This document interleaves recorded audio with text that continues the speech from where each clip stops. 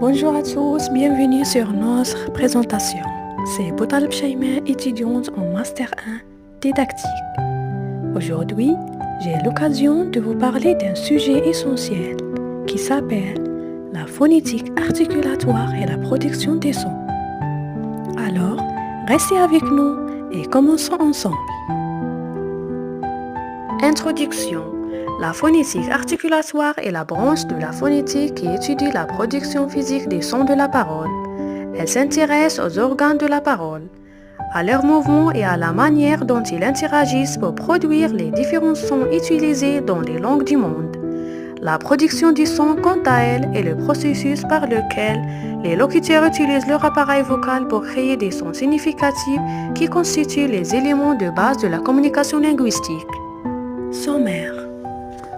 Comment la phonétique articulatoire influence-t-elle la prononciation? Quels sont les principaux aspects de la phonétique articulatoire? La production des sons influence-t-elle la prononciation des mots? Développement de la production des sons chez l'enfant. Quels sont les principaux défis liés à la production des sons en phonétique articulatoire? Conclusion.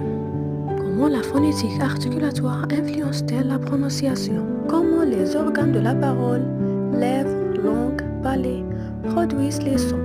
Elle se concentre sur le point et le mode d'articulation, permettant aux apprenants de produire avec précision les sons spécifiques à une langue. Quels sont les principaux aspects de la phonétique articulatoire?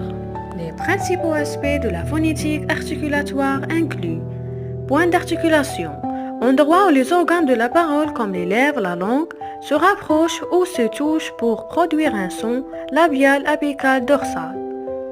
Mode d'articulation, manière dont l'air est modifié pour produire différents sons occlusifs, fricatifs, nasales, etc. Activité de larynx, voisement au nom des sons déterminés par la vibration des cordes vocales. La production des sons influence-t-elle la prononciation des mots? La production des sons influence la prononciation des mots de plusieurs manières. Intégration des sons dans les mots. Les sons se combinent pour former des syllabes et des mots. Complexité des mots. Plus un mot est long ou complexe, plus il est difficile à prononcer. Facteurs influençant la production. L'âge, le vocabulaire et le contexte linguistique influencent la façon dont les sons sont produits et intégrés dans les mots. Le développement de la production des sons chez l'enfant suit plusieurs étapes clés. Gazouillis, 1 à 2 mois, les enfants commencent par produire des voyelles comme A et E. Babillage, 6 à 9 mois, ils commencent à combiner consonnes et voyelles, par exemple pa, pa. Premier son acquis, 9 à 12 mois, les enfants acquièrent des sons simples comme maman et papa.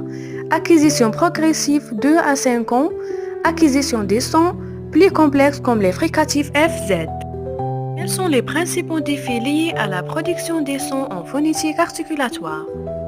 Les défis dans la production des sons en phonétique articulatoire incluent différences phonologiques, difficultés avec des sons inexistants dans la langue maternelle, substitution phonétique, remplacement de sons par ceux de la langue maternelle, intonation et rythme.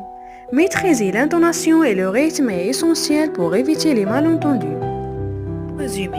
La phonétique articulatoire joue un rôle crucial dans la compréhension de la production des sons du langage. Elle étudie comment les organes de la parole interagissent pour produire des sons distincts.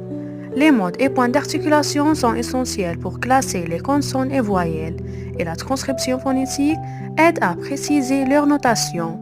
Cette discipline est fondamentale pour améliorer la prononciation et surmonter les défis articulatoires.